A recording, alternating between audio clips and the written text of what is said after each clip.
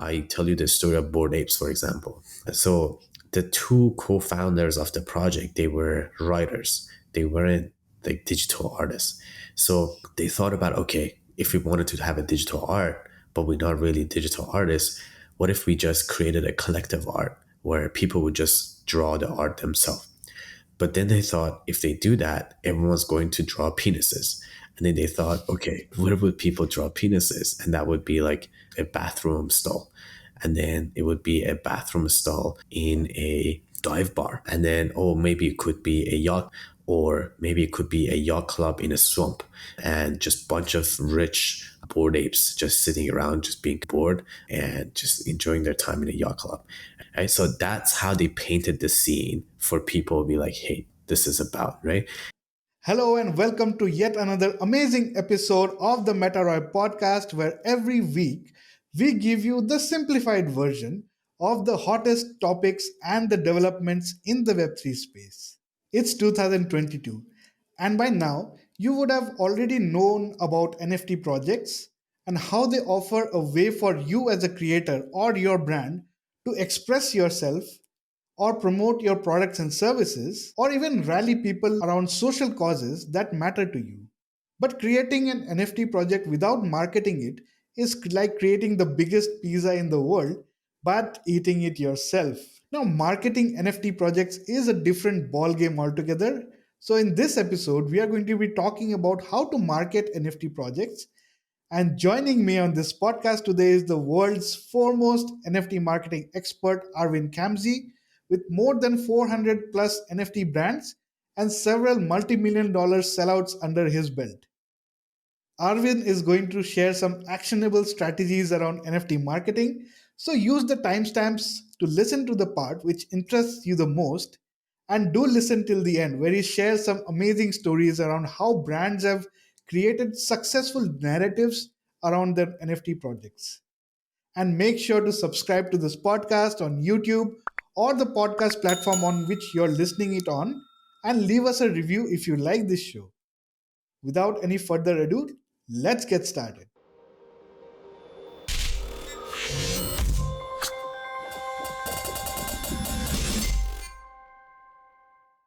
Arvind, thank you so much for joining me on the MetaRoy podcast. It is just a great pleasure to have you here today. How are you doing?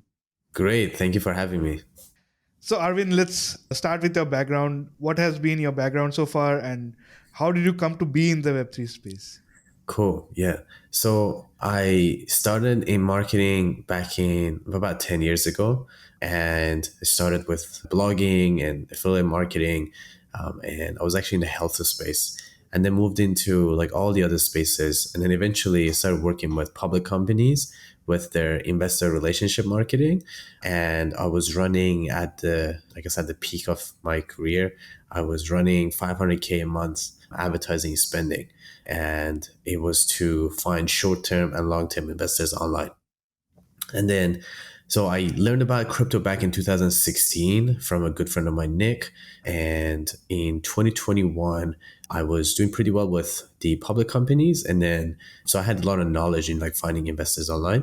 And then there was an artist from Italy. So I'm actually Persian and Italian myself. And then this guy from Italy, he's like a one-of-one artist. He approached me and said, hey, you do all these paid ads. Can you do paid ads for selling his NFT? And at the time, I just kind of knew about NFTs. I knew it was like cool. And maybe even like I looked over like a bunch of projects, but not very involved in it at that time. And then, so I sold out his project using paid ads, Twitter ads, and this was in a week. And then, so then I got excited. I thought, okay, this is really cool because no one else is doing paid ads in the Web3 space. There's not many people do it. Just there's a stigma around it. We can talk about that. But so, anyways, sold out. And then I thought, okay, this is kind of cool. I'm obviously bringing something from Web2 space that's in a unique way into the Web3 space, and then. So I thought, okay, I'll put a gig up on a bunch of freelance platforms, the common popular freelance platforms. And then that month alone, I got about 100 projects, became consulting clients. A month after that, another 100 projects, and then just went on. And I obviously slowed down after a while because at first I was taking out whatever, but then I just, started being more selective. So far I worked with 400 plus NFT projects, and the smallest I would say sales been somewhere around 400K. Largest is more like 7, $8 million. That's so awesome. So you mentioned that you've worked both in the Web 2 space and the Web 3 space, right? What are the differences that you find personally, and Yeah. how is it So different from what you have seen in the Web 2 space? yeah, just for the audience to kind of get a sense what we're talking about. So from 1994 to 2004, that's Web 1. And that's essentially just read only. So it's just content you look at. It's not customized content. It's just content. And just think about like that early on when you would just go to a specific website, you just look at something. And then from 2004 onward, and still continues, we have the Web 2. And then Web 3, unlike what a lot of people talk about, they think metaverse is Web 3 and that therefore it just came about like last year. So Web3 was, I believe, is actually, I guess it was like the term Web3 was actually coined in 2014 and by Gavin Woods, co-founder of Ethereum. So it's kind of old. It's not actually that new. It's 2014, obviously, right? But because last year in 2021, we had Mark Zuckerberg who he created a video about metaverse and just talking about his vision of the metaverse, what it looks like.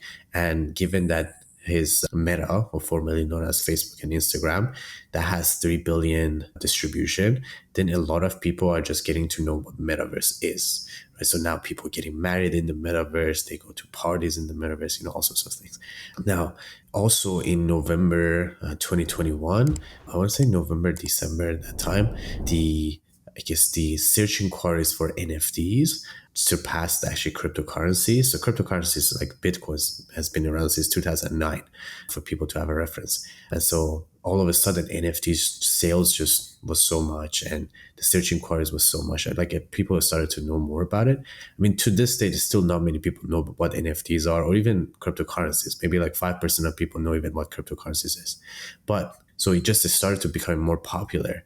So the Web3 is essentially having specific, I guess, properties that's different to Web 2 and Web 1. So Web 1, if it was just read only, Web 2 is when we had content online that was customized to the user. And then there was a lot of problems with privacy, for example. So let's say Facebook or let's say Meta had a lot of data from us, right? So you're just talking on your phone, talking about like the travels that you want to do now. In Mexico, all of a sudden you see all sort of ads pop up, right?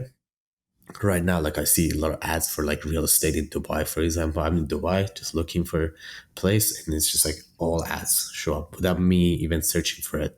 And because I've just had conversations, right? So obviously there's problem with privacy. Web3, on the other hand, the identity is conserved. So you could be anyone, right? So like one prime example of that you can see like on Twitter, you have your profile pictures. It's a profile picture of, it could be an animal or some sort of NFT art. And theoretically, in this like universe of Web3, your identity is not something that everyone has access to, right? So, but then we're not fully integrated into Web3 space. So technically, there's still a lot of work to be done. But so that's one of the properties. Another property for Web3 is the concept of like decentralization.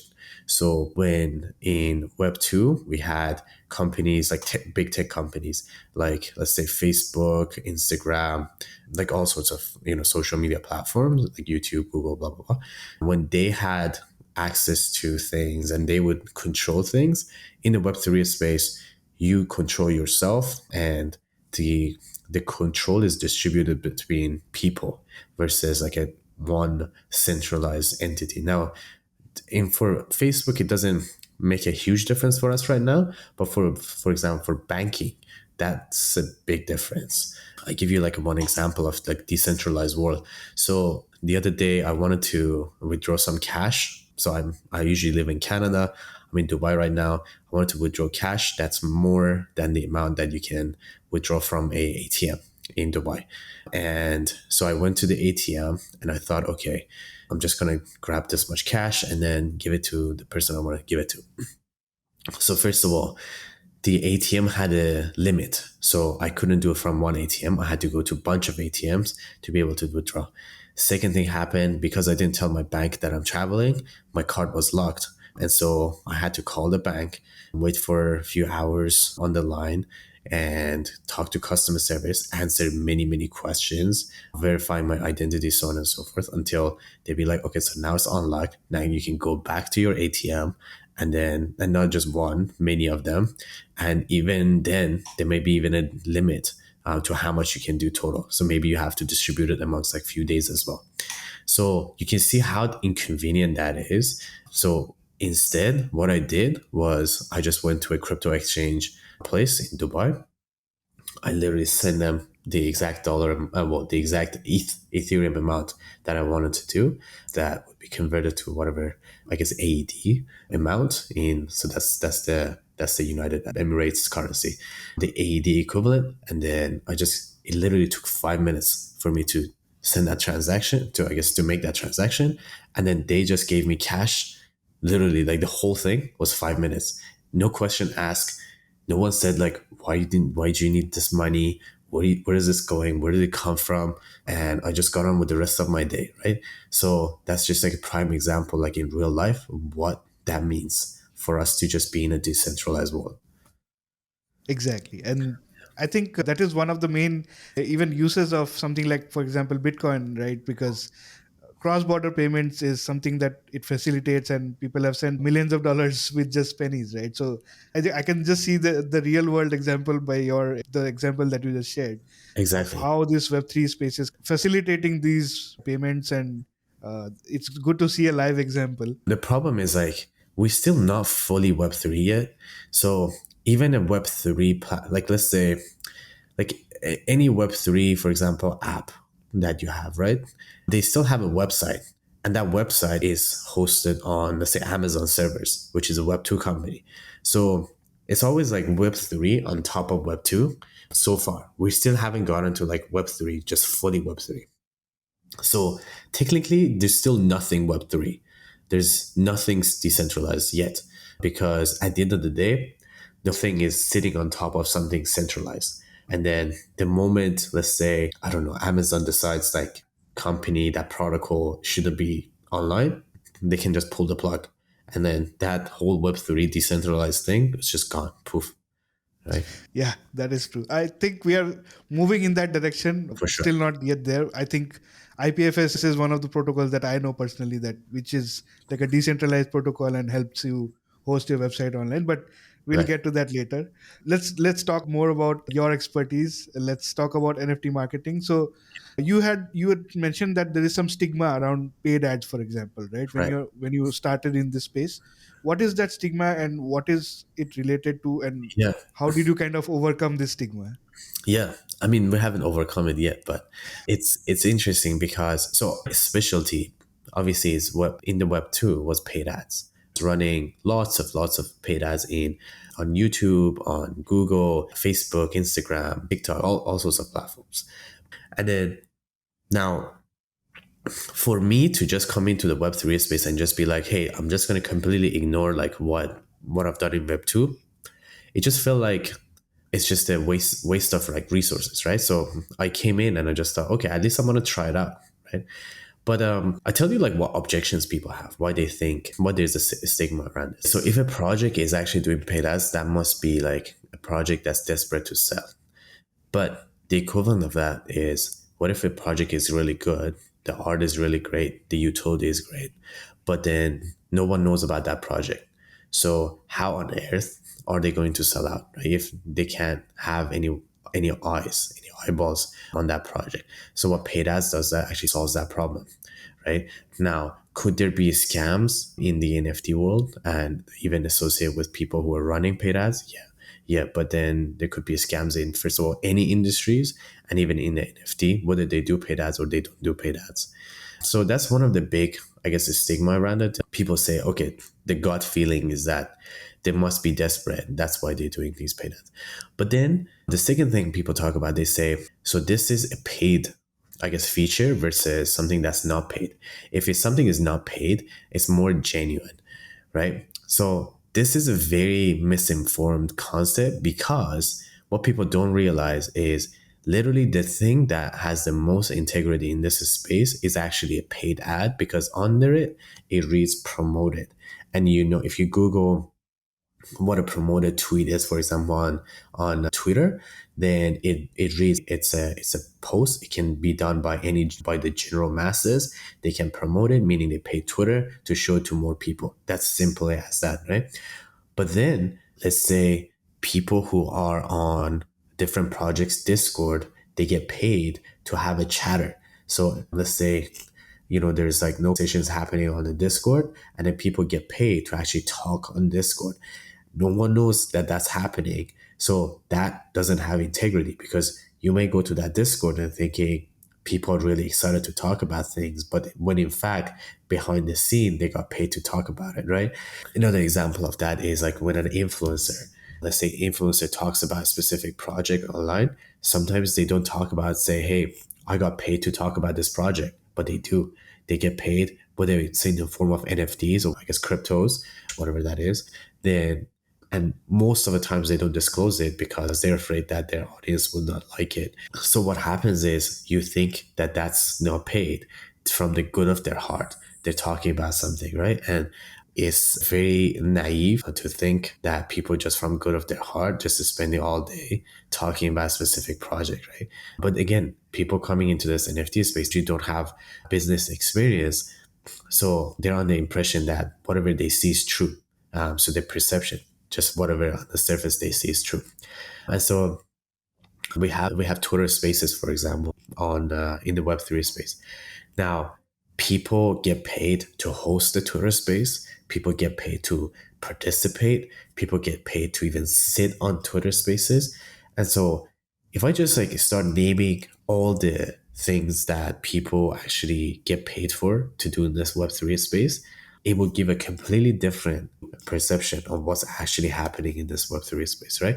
And I happen to see it because I worked with 400 plus NFT projects. I've seen everything in this industry, right? So like all the influencers, when they talk to me, I know people, they a lot of people as well, a lot of companies know me. So I see in the behind the scenes, like what's actually happening.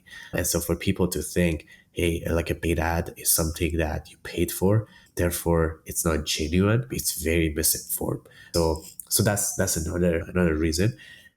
One other thing people talk about is like, okay, you spend a lot of money on ads, but what if it's not profitable? So I give you an example. There was a project beginning of this year. They started the minting process, and out of I believe 3,000 supplies, they minted 700, and then people just told, hey, like you guys gonna basically pack your bag and just leave this space because you guys failed. And then they almost did for 5 months. They didn't do anything. And then they came to me and I told them, hey, what do you have to lose? Just run some paid ads and see what happens. So I started running paid ads. In the first month, they doubled their sales. And for each NFT, they were paying $30. So they were paying $30 for someone new to buy their NFT. Now, that project is now revived. So they're almost about to sell out. And so that's the power, how it can be like so profitable. And not only that, it can actually save projects from being in a really bad state. And projects not always in a bad state because they're not good projects. There are a lot of projects that world-class artists, I mean, I give you an example. Picasso, for example. He launched a project, it didn't sell out. I mean, he didn't himself, but his family did. Let's say Kevin Hart, he had a project, didn't sell out. Doesn't mean Kevin Hart sucks. Like, it's not that. It's just because the way they've done it, right? So a lot of people. But actually there's an opportunity for projects to revive their project with paid ads. So those are some of the big, I guess, things that people think about when it comes to paid ads. That's just great knowing about these insights. And now I can finally understand, because I think this is something that we have always seen in the past. We just don't realize it yet, right? We always see a paid ad when we see, and oh, hey, they're not selling out. They're just trying to push it to more people out there, and oh, this is a scam, and that's why they're doing paid ads. So it's good to understand and see the other side of things, right? As you mentioned, there is a reason why people are doing paid ads, and also people are doing other things which they do not always see that they're getting paid for, like the celebrity thing. You never see a celebrity come on TV and endorse something, and you never think that, oh, they have got paid for it, right? You always think, oh, they must be using it, right, themselves. So Yeah. it's good to see this other side of things, Arvin. Yeah, and it's hilarious. Like some of these ads that I run, so there's a lot of comments, right? There's a lot of lots of different things, but like Exactly. people say things like you're just wasting money on ad spend. I'm like, okay, so you clearly don't understand that you can just go to the smart contract and see if there are sales, right? And if there are sales, then we're not wasting money. And I mean, it's either we're just stupid that we keep running ads and spending money over and over again, or we're actually making sales. And for people who are like doubtful about that idea, they can go to a smart contract of projects that's running the ads. Blockchain doesn't lie. They can see, are there sales or no? And if there are sales, then that's it. Like it's profitable. That's why they're running. Exactly, exactly. Arvin, let's dive deeper behind the scenes of NFT Cool. marketing, because literally you have been known as the father of NFT marketing, to be honest, and people have been talking about this so far. So, what better way to know about this than yourself? Let's start with what channels that people generally prefer when it comes to NFT marketing. You already mentioned Twitter is one, but there are some channels like Google ads or Facebook ads which kind of restrict those kind of ads, for example, right? So how do you get around these challenges, and what are the challenges that you personally use for marketing any NFT project? 100%. So that's actually a good point because even though this project that I was talking about specifically, and so as several other projects, when they just run paid ads, they're still able to sell out their project. I never told people say, hey, just do paid ads and nothing else. You should do everything. You should do everything to make sure you sell out, right? So I'm going to list everything that we do to be able to sell out a project. So there's paid ads on Twitter, on Quora, Reddit, Google, YouTube, Facebook, and Instagram. So all those platforms. And then, so that's as far as just paid ads. Okay. But that's not it. There's more. So we go on Twitter Spaces. I want people to get at least 100 hours on Twitter Spaces. So that's like this street cred of being actually established in this space of Web3, right? At least 100 hours. So like when you have it, like we should even like give people like certificate, be like, you've done your 100 hours, right? That project is like now qualified. So second thing was Twitter Spaces. Being on exchanges. So we have, like, for example, one of the projects I'm recently working with, we're going to get them on xt.com. We're going to get them on crypto.com, Bitmart, all these exchanges that are out there, right? Then you have DAOs and launchpads. For example, there are DAOs out there where they just buy into your project. You just have to present your project to them. And if they like it, they all just go ape it. They just buy it, right? And there are launch pads where there are, I guess, companies out there, they already have an audience. They put you in front of their audience. There are NFT calendars where you can be listed on their website, on their email list, on their news channels, on their socials. You can do Twitter spaces with them. So these are some of the ways, like main ways that you can get essentially traffic. But then there are other things too. So for example, you can do collaborations. You can find a project that's already sold out and then just provide something to their audience and then do something with them. It could be even a Web2 project that you just do a collabs with them, right? Oh, by the way, as far as paid ads, we also do LinkedIn ads as well. I forgot to say that. But these are some of the marketing channels that we use. So you also asked about challenges. So Yeah, yeah. challenges with NFT. Okay. So back in November 2021, Facebook, well, in October, they announced, Mark Zuckerberg announced this concept of metaverse. And then they didn't really have a way for people to run ads. So it would get restricted. If you were to create ads, it would get halted. So there was no way of running ads. But then I think eventually they realized, they were like, okay, if we want to have this platform that's all about like metaverse, there's going to be NFTs in it. So we may as well just let people run NFT ads so we can basically make our own metaverse bigger. So then we had Facebook and Instagram open up their gates to running NFT ads back in November. And then we would target interests like Ethereum blockchain, digital currency, things like that. I believe it was like by the end of November, they closed it down again. So they said, all those interests are gone. You can no longer actually run ads to those. Then we have some other things, like, for example, a different interest or, right? But it still was okay. Like you can run ads on those platforms. I think primarily what people generally use is Twitter, right? So, what would you say are the best practices for Twitter page ads, or what is the way to go about Twitter Yeah. ads for your NFT Okay. project? Twitter always had its own way of actually letting people run ads. So the way it works, and this is a massive confusion for a lot of people. So they go run ads and the account gets disabled. This is true for YouTube as well. And then they're wondering if, I guess, YouTube or Twitter, they just don't like them, or there's something wrong with the way they do things. And it's not that. The point is, they have to go through like an agency or someone who has an agency partnership with Twitter to be able to get this thing called an NFT certificate. Once you have that, then you can run NFT ads. So unless you have it, you cannot run NFT ads. So that's very important, obviously. And that's another reason why people have a stigma around it, because they can't run ads. They don't know even like what running ads is like. And then they have opinions about running ads, which is coming from like not running ads, right? So it doesn't make sense. And so I, for example, have an agency in partnership with Twitter. I can get a NFT certificate for a brand so they can run NFT ads. Of course, it has specific requirements for it to be compliant. I can obviously tell them what those are, but that's how they go on about doing that. It's the same with YouTube as well. They need to have the specific, I guess, check boxes met, and then they need to check as far as requirements, and then they can run NFT ads. Now, even then, if they are become like non-compliant again, they lose their certificate. They have to apply again. Now, that's for NFTs. For crypto, it's different. They still need a certificate as well, but that's even harder. Like they need to get it from a financial service in different, I guess, countries and financial services out there. So that's usually what it's like. Facebook and Instagram doesn't have something like that. I guess Meta doesn't have something like that. But when they start their Instagram, what do they call it, marketplace for NFTs, which is going to come out in a month or so, and there may be some new rules, some new regulations. Got it. Got it. So, if anybody in our audience wants to reach out to Arvin, and because he has a registered agency and can help you with this NFT certificates, I'll put the links to Arvin's agency in the description and contact details in the description and show notes below. So you can just reach out to Arvin directly, and he can definitely help you out with your NFT marketing as well.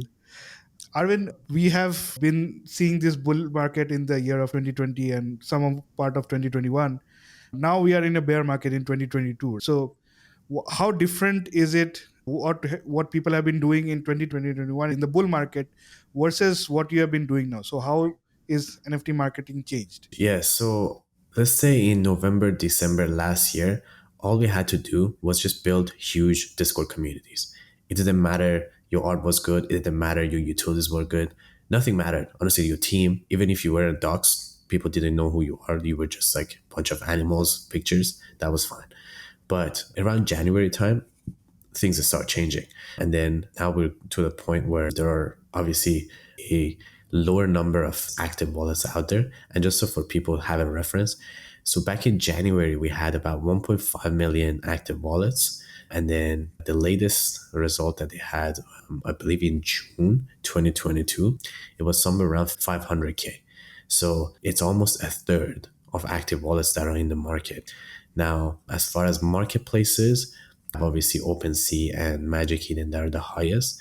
Their sales have hit some of the lowest in their month to month as well.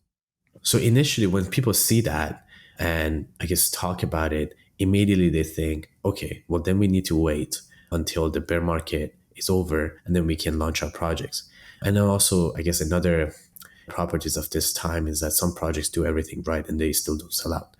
So then they had this impression that like, okay, what if we wait it out? But then they waited out for like a month. Now it's been like a few months, since May, let's say the Luna crash. So it could go for 12 months, it could go for 15 months. And for a project, and this is very important, this could cost people a lot of money. For a project that they have done the artwork, If they wait 15 months, things may be completely different in 15 months. You may need to throw away everything you've done, right? So it's a really poor idea to just wait it out, to just see what happens in like next year and just be like, hey, that's when I'm going to do it. So time in the Web3 space is very important thing to pay attention to, because like I have this running joke with my friends where like if I take a day off, I'll be like 8 years behind, right? Because it's just things happen so fast. So that's the concept, is like what that's like. So the sentiment of the market, people are a little bit afraid, but now we just recently had an uptick in sales. We also like this whole thing, we've had projects that were selling out, so it was just not as often, not as, I guess, frequent as it was before. So for example, we just had recently a Web2 company that came out, like Tiffany and Co, and their mint price was 30 ETH, which is almost like $50,000. And in, I think it was like 15 minutes, something like that, they just sold out, right? So to think that there's no money in this market, people are very mistaken thinking that there's a lot of money. There are a lot of people have a lot of money in their wallets, even though obviously all of us in crypto, we've lost money. Like I would say most of my friends and myself, we at least like this year, probably at least lost maybe somewhere around 300K in just our wallets, just our crypto portfolio. But we also gained a lot, so we're still positive. But I'm just saying, like, we lost also a lot of money, right? So obviously that makes people a little bit afraid, right? So that's, maybe that was someone's marketing budget that they don't have anymore.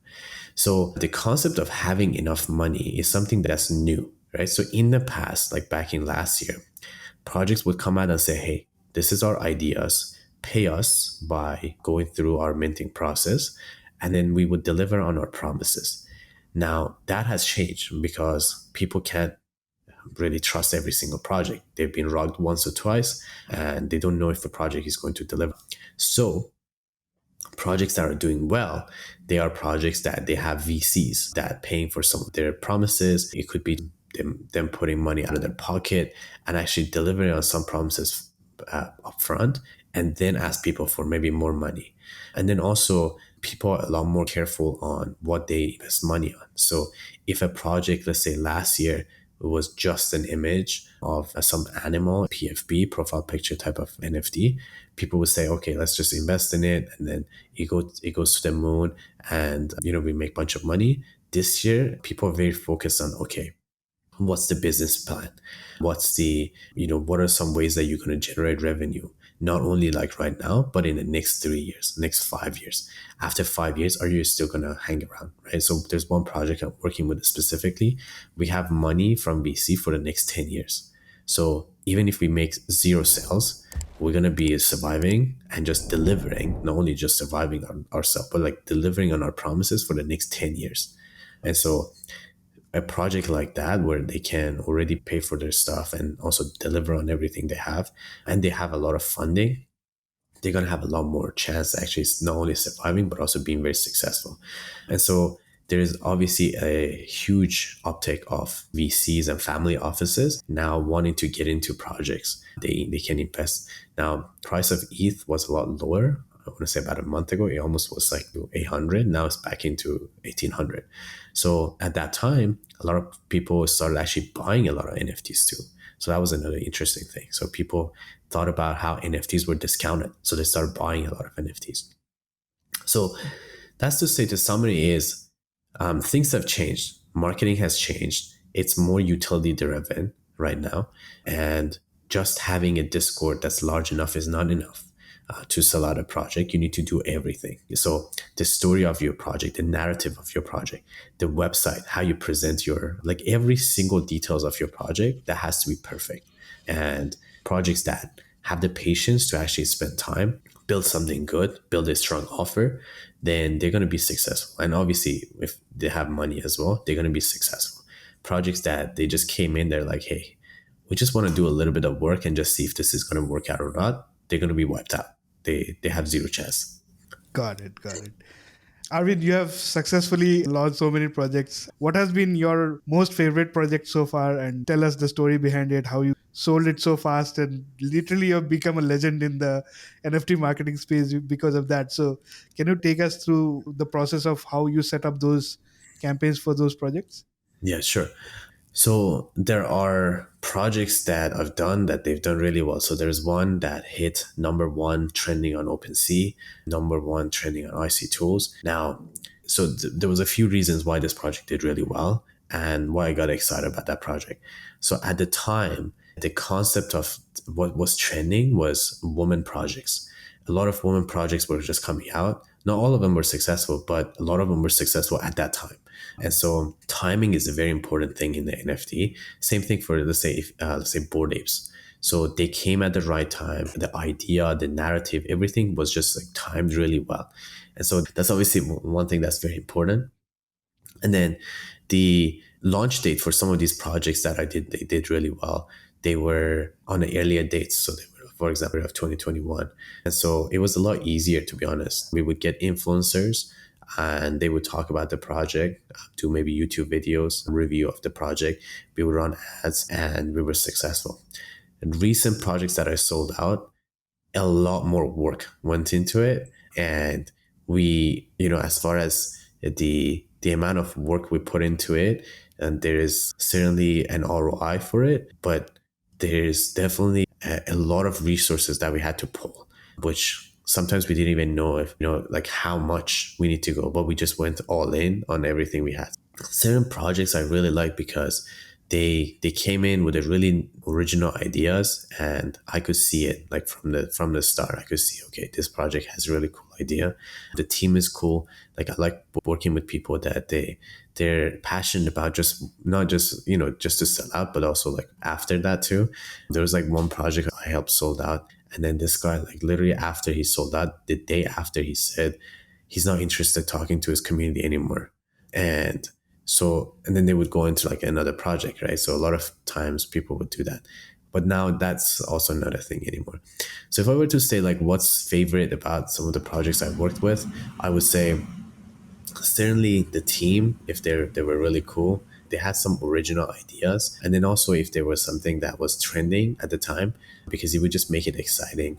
People would talk about it. I think those are some of the reasons why I would just get very attracted to project. But I think above all, really, if I were to pick one thing, it's usually for me just who is actually doing that, and like the team. So if I like really like the team, it's just gonna be fun regardless. And then, so if it sold out, great. If it didn't, that's also fine. We just did something like really cool together. But yeah, I think that's the biggest thing. Got it. Got it.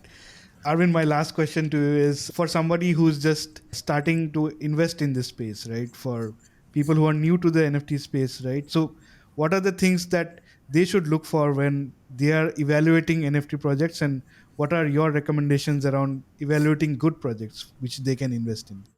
Yeah, so for someone coming in new, obviously they have to look at the the roadmaps, the promises this project is making. I would sit on Twitter spaces of that project and just get to know the team members. Because at the end of the day, like really at the end of the day, every project can have promises, but they can change their promises. Every project can say a lot of things, but they may or may not deliver on them. But if you really like the people who are actually doing it and they have some sort of success in what they've done in the past, the track history of something successful in their life, it could hopefully it's in business. If it's not even just something successful that they've done, then you can really count on those people do it again, right? They are problem solvers, they figure out something and then they are able to deliver to their community. I think that's the biggest thing I look at. I really invest on people versus the project itself. Now, obviously, if the narrative of the project is good too, so that's important. So I give an example. I mentioned narrative a bunch of times so people can get an idea what I'm talking about. So Goblin Town, for example, one NFT project, at the time where 500 NFT projects were entering the market, they came out and everyone was grinding Discord servers to be able to get a whitelist, and it was kind of annoying. It was almost like a full-time job just being on Discord. They came out and said, hey, we have a project. Oh, and then also there were a lot of projects that they weren't delivering on their roadmaps. So Goblin Town came out and said, hey, we're going to have no roadmaps. We're going to have nothing about Discord, like no more Discord. And this is the art. There's nothing else. If you want to buy it, buy it. If you don't, that's okay. Like literally, that was the narrative. And at the time, that really made sense. So people were like, they understand us. We're tired of that boring thing that we've been doing all the time, right? And they said it's also free mint, so you don't even have to pay for this. And then so people just got really excited, right? So that's why that project became successful. Now, as far as a story, you want to talk about like a project needs to have a story and a good story that's something that people want to tell. I tell you the story of Bored Apes, for example. So Nicole, the CEO of the yoga labs with Bored Apes, she told this story on a news channel at some point, and it goes like, so the two co-founders of the project, they were writers. They weren't like digital artists. So they thought about, okay, if we wanted to have a digital art, but we're not really digital artists, what if we just created a collective art where people would just draw the art themselves? But then they thought if they do that, everyone's going to draw penises. And then they thought, okay, where would people draw penises? And that would be like a bathroom stall. And then it would be a bathroom stall in a dive bar. And then, oh, maybe it could be a yacht, or maybe it could be a yacht club in a swamp, and just bunch of rich bored apes just sitting around, just being bored and just enjoying their time in a yacht club. Right? So that's how they painted the scene for people to be like, hey, this is about, right? And if you go to their website, the first thing you see is really that bar. So in that yacht club, right? So you can actually see it, you can understand it. Sometimes people very oblivious to things like this. They think these are just random things that happen and has nothing to do with the success of projects. But these are very, very important things. Projects, they can actually do this branding very clearly. They are a lot more successful. So those are some of the things I will look for. So the narrative, the story, the team. I would sit on Twitter Spaces and just see what they're doing. If they have money, if they don't have money, it's kind of hard. Unless they're innovative, it's really hard to be able to deliver. Got it. Got it. On that note, Arvin, thank you so much for sharing these insights with us and our audience. I think we have all learned a lot about NFT marketing and the evolution and the history of NFT marketing from you, and all these stigmas and all these stories as well, and how NFTs have evolved. So it has been a wonderful experience talking with you, and I'm sure our audience has learned a lot from you. So thank you so much. And I would urge my audience as well to connect with Arvin online. He does a lot of Twitter spaces. I generally go to some of them, and they are always very interesting. So you can learn a lot from that as well. I'll put links to Arvin's social handles in the description or the show notes below. And thank you, Arvin, for taking time out, and hope you have a wonderful day ahead. Thank you so much for having me.